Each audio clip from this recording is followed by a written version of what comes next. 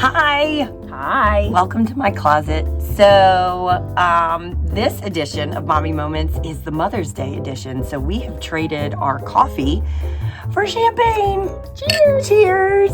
Because we and you, as a mom, deserve to be celebrated. So, for this special edition Mommy Moments, I have invited my friend and one of my favorite mamas, Stephanie, into my closet. I know that is weird, but we're just going to go with it. So, there we go.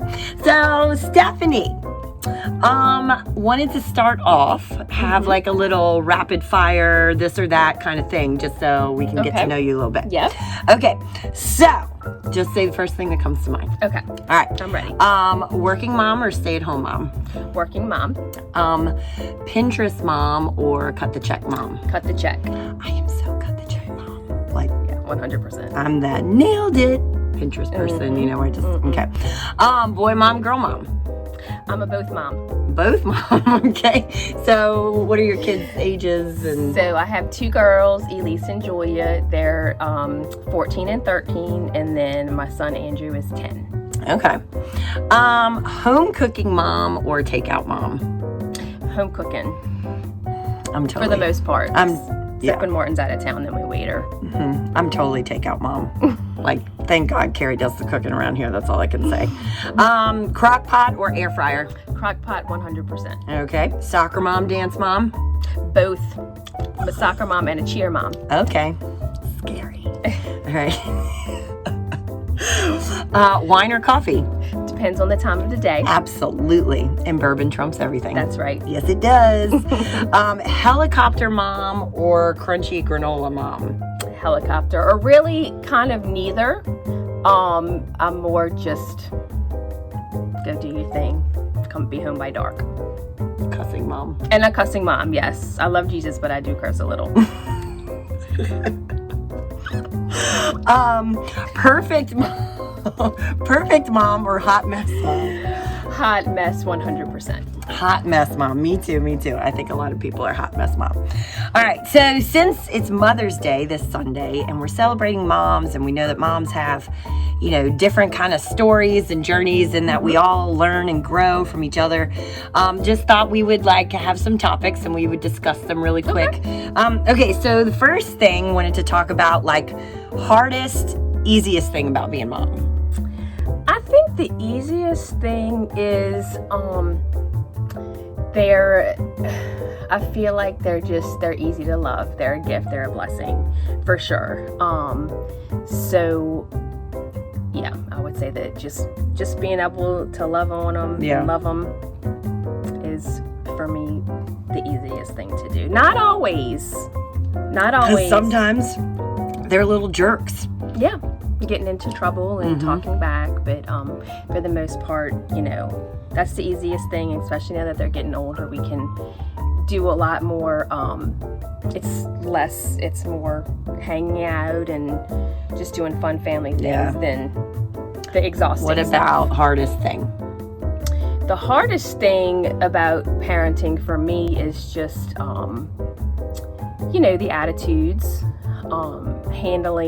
making sure I'm handling situations properly, lovingly, and just always worrying about them. I know. So I would say the hardest thing for me is like not being able to fix things for them, like fix, you know, problems emotionally, just or you know, you just want to hold them in that little bubble and it is just like the worst to not be able to fix things. Like just today we just got back from, you know, a IEP type meeting at school, and it's just gut-wrenching and just like walking out of there feeling so defeated, knowing that this is something he's going to struggle with for the rest of his life and I can't fix it. So I agree. Sure. Okay, so the questions are going to get a little harder. All right. So what is the most surprising thing about being a mom? Like for me, I would say the most surprising thing about being a mom is just how much you can love another little human. Like, you know, I just remember having Jack, and it was like, I never thought I could love something this much. And then when you have another one after that, you think like, how can I love someone even more than this? And then you have them, and then it's like your heart grows. Yeah. So to me, that is the most surprising thing, just how much. I agree. And I think also for me, when I see my kids and I see them, just how they look, their physical features, I see so much of me and Martin in in all three of them in certain ways. And so it's not really very surprising, but it's really cool that like each little person is a little bit of me and a little bit of him. And I think that they're all so different, and they're still at the same time. Like, holy cow. They all look completely different. Right. They all act different, have different behaviors, different personalities, but they're all part of me and they're all part of him. And that's what I think that's really cool. Yeah. Okay. So what if you could go back and talk to the pre-mom, about to have kids, like first bun in the oven, what would you go back and tell that version of yourself? So don't stress about sterilizing all the stuff. Diaper genies are dumb. Yeah, they are dumb. It's a waste of money. I would say what was it you were saying to me earlier? So just because you might have to feed your kids something different than what you cook, it's totally okay. Doesn't make you a bad mom. You're still a good mom. You're still a good mom. Thank God, because I cook something different every single time because I don't want to deal with it. Don't want to deal with it. I would say too, I think along the same lines what you were saying is just have a ton of grace for yourself. Right. You are going to fall short, and you're not going to be perfect, and you're not going to get it right, and you're not going to know what to do, and it's overwhelming, but you are enough, and God picked you on purpose to be that kid's mom, and it's important, and he picked you because he thought you could do it. Right. You're not going to be perfect, but God's got the grace. He'll give you the grace to pick up. Yeah. He's perfect, and that's all that matters. All right, last question, and then we can go to drinking more champagne, maybe not in the closet, and celebrating the rest of our Mother's Day week. We have turned this into a week over here. So has God taught you anything about himself through being a mom? So actually kind of answering, it kind of goes back to the last question with, he gives you a lot of grace. I am 100% not even close to being the perfect mom, and I mess up and I own up to my mess ups, but I feel like each new day, is a new start. God gives me the grace to just start over, start afresh. And so I like that. Like I feel like I have that backup, that support. Yeah. No, that makes sense. Yes, it makes a lot of sense. And I would say this too. I would say that,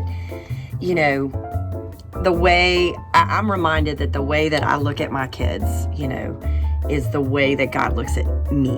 And the amount of love I feel for my kids, even on their worst day, when they're cutting up and they're just nothing's going right and they're just making all the wrong decisions. And I am so frustrated with them, but it just reminds me that God has even a more perfect love than I do for my kids. And if this is how I feel about my kids and the way I look at them, that's the way that God looks at me. Okay.